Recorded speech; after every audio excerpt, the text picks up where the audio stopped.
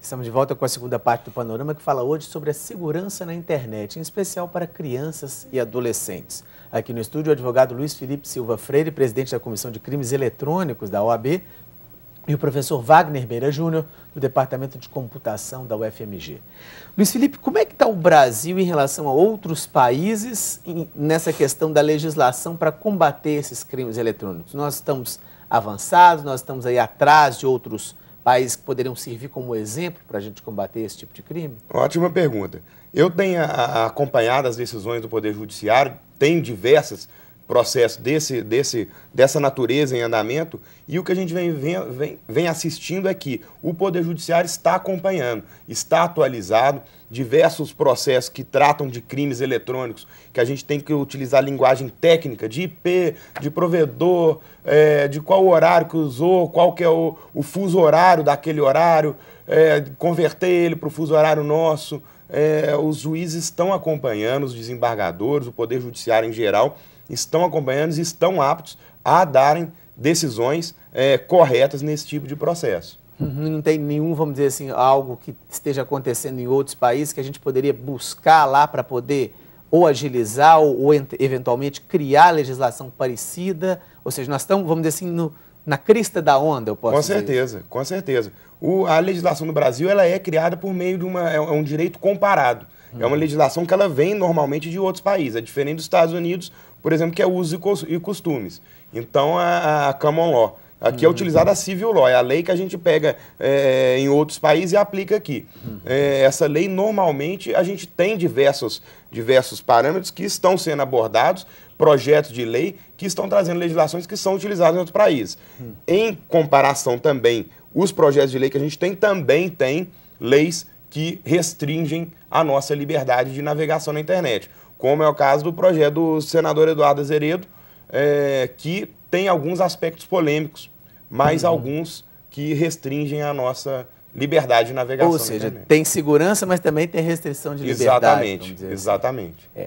Wagner, em relação à questão vamos dizer assim, da tecnologia aí para se buscar evitar esses crimes, isso é uma tecnologia que, vamos dizer assim, o Brasil pode vamos dizer assim, se proteger melhor do que outros países, ou é algo também que como está tudo globalizado, não tem como a gente se proteger melhor? Como é que nós estamos em relação a esse tipo de proteção, a descoberta de códigos maliciosos, a questão da segurança de evitar que eles no país, por exemplo, ou em provedores do país, eles tenham mais algum tipo de problema? Nós estamos bem? Nós estamos atrasados? Eu acho assim que a nossa situação ela não é a melhor, mas também não é a pior. Tá? Eu acho que tem lugares onde há um nível de desorganização que vai muito maior do que o do Brasil. Há coisas que poderiam melhorar no país? Eu acho que sim. Em particular, essa relação entre órgãos de controle, órgãos governamentais e os provedores de internet, que por sua vez, tem algumas amarras, às vezes comerciais, às vezes tecnológicas, que acabam dificultando esse tipo de controle mais efetivo. Além de uma carência enorme que nós ainda temos no sentido de educar os usuários finais. Tá? Eu acho que essa coisa de segurança da informação, ela é sempre uma corrida de gato e rato. Tá? Ou seja, quanto mais você tente forçar alguma situação, pode haver uma saída técnica que vai burlar aquele assunto. Então, a lógica que me parece mais interessante é exatamente de você educar os usuários, porque, no fim das contas, eles passam a ser o grande vetor num processo qualquer de violação de segurança. Perfeito. É justamente sobre isso que a gente vai falar agora, mostrando algumas orientações para que se possa evitar que filhos, o que os pais possam tomar para evitar que os filhos sejam vítimas de criminosos pela internet. Veja algumas delas. Navegue com o seu filho alguns minutos por dia. Conheça o ambiente que ele utiliza para se divertir. Aconselhe-o a não transmitir informações pessoais como nome, endereço e escola em que estuda, principalmente a pessoas que acabou de conhecer. Estabeleça regras e limites para o uso da internet, de acordo com a idade. Evite acomodar o computador no quarto ou em lugares isolados da casa. Não deixe que ele abra a webcam para desconhecidos. Eduque seu filho a navegar na internet com responsabilidade e explique como proceder caso encontre um material inapropriado. A orientação e a conversa são as melhores formas de se precaver contra os transtornos ocasionados pelo mau uso da internet. Wagner, você acha que pais, jovens, universitários, adolescentes, até eles têm noção desses cuidados que devem ser tomados, às vezes cuidados simples e que podem evitar um transtorno muito maior? Ou você acha que, eventualmente, os adolescentes estão ali meio que sem saber exatamente onde eles estão pisando? Eu acho que eles têm uma noção bastante razoável. O que talvez eles não tenham é uma noção das consequências, da gravidade das consequências. Tá? O que ainda acontece é que, como a internet é uma coisa relativamente recente, ainda não há aquela cultura do que é ruim e do que não é ruim. Eu acho que nós, por exemplo, no mundo físico, a gente sabe reconhecer claramente, e isso aprende desde menino, quando você entra numa vizinhança que é mais perigosa, que possui pessoas que podem te causar algum mal, etc. Ou então você vê a pessoa na rua e fala assim, ó, tá vendo aquela pessoa ali, ela tem uma cara meio esquisita, esse tipo é mais de coisa fácil assim. de identificar, vamos dizer Na assim. internet, o esquisito ele é um pouco diferente. Tá? E como a gente vive uma transição, ou seja, a internet comercial no Brasil, ela tem menos que 15 anos. Então, há toda uma geração de pais, avós, tios, que o próprio pai, o próprio recém, avô não sabe. Não sabe, ele não tem essa cultura anterior. Então, a nossa expectativa é que ao longo dos anos, ou seja, daqui a 15 anos, quando a geração que nasceu junto com a internet estiver numa fase de paternidade, maternidade, aí sim a coisa vai ser bem mais controlada. Bom, e pessoas mal intencionadas que têm como objetivo cometer crimes pela internet, muitas vezes buscam ganhar a confiança dos jovens e dos adolescentes aos poucos, como se fossem novos amigos. São os chamados predadores online. Para descobrir se o seu filho está sendo vítima de algum deles, é preciso ficar atento a alguns sinais. Veja só. A criança ou adolescente passa a ficar mais tempo no computador. Podem ser encontrados no aparelho arquivos de pornografia. A criança ou adolescente recebe telefonemas ou faz chamadas para números que você não conhece.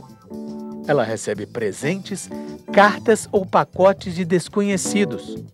Ou então o adolescente desliga o computador ou muda de tela quando um adulto chega perto. Luiz Felipe, no caso, quer dizer, isso aí são alguns sinais que o pai ou né, a pessoa que, eventualmente um professor, alguém pode descobrir se o adolescente ou a criança está sendo vítima, vamos dizer assim, de algum tipo de aliciamento ou de algum tipo de coisa. Mas é possível tomar algum tipo de atitude antes de efetivamente algum crime ocorrer? Ou é preciso que haja efetivamente algum tipo de crime para que a providência seja tomada? É possível prevenir ou só dá para remediar? É possível prevenir. Prevenir como? Guardando o histórico de navegação, guardando o computador inalterado para uma eventual perícia que seja utilizada depois, que vai encontrar ou localizar os sites utilizados, os sites acessados, pessoas que ele conversou, o log dos registros dos programas que ele utilizou e etc. Eu gostaria de complementar as informações que eles deram ali de dicas de segurança com algumas outras que seriam, primeiro, as restrições de privacidade dos programas nas redes sociais. Facebook, Orkut permitem que as informações pessoais, colégio que estuda, o nome, os amigos, sejam restritos só aos amigos, aos contatos adicionados ali. E não abrir para qualquer um que acessar olhar. Os pais podem fazer essa configuração, é facílima. Outra questão, não baixar arquivos e também não acessar sites ilegais, sites de pornografia, que estejam hospedados fora do domínio brasileiro, ou sites que você perceba que o conteúdo te pede para baixar um arquivo, te pede para acessar um determinado domínio e etc. Ou seja, isso, além daquilo ali, também é bom ter esse tipo de cuidado para eventuais dores de cabeça posteriores, seria Com isso? certeza, com certeza. No direito tudo é prova. Então, seja ela documental, um documento que você imprimiu, seja ela testemunhal, ou seja ela uma perícia num computador que vai localizar todos os registros das conversas, às vezes no MSN, pega todas as conversas, o que conversou, o nome da pessoa, o IP dela e por aí vai. Wagner, a gente está quase terminando o programa, mas teria algum tipo de orientação ou a mais que seria interessante que os jovens e os próprios pais ficassem atentos aí para perceber se podem vir a ser vítimas de criminosos? Bom, eu acho que, na verdade, é tomar a consciência de que a internet é mais um campo de interação social. Tá? E que todos os problemas, malefícios né, e riscos que a gente tem no mundo real, a gente também tem no mundo internet. Mesmo talvez que a gente não perceba, vamos talvez dizer assim. Não tão aparente, mas se você notar, tem uma analogia que eu costumo fazer, que eu acho que é, por exemplo, da minha geração, havia naquela época o Disque Amizade, né, que era um 145, eu acho, você ligava e ficava lá o povo jogando conversa fora. Já havia o predador do Disque Amizade. Né? Então isso não é novidade. Se você está na rua, a pessoa pode te abordar e ela vai ter basicamente a mesma estratégia de abordagem e aliciamento.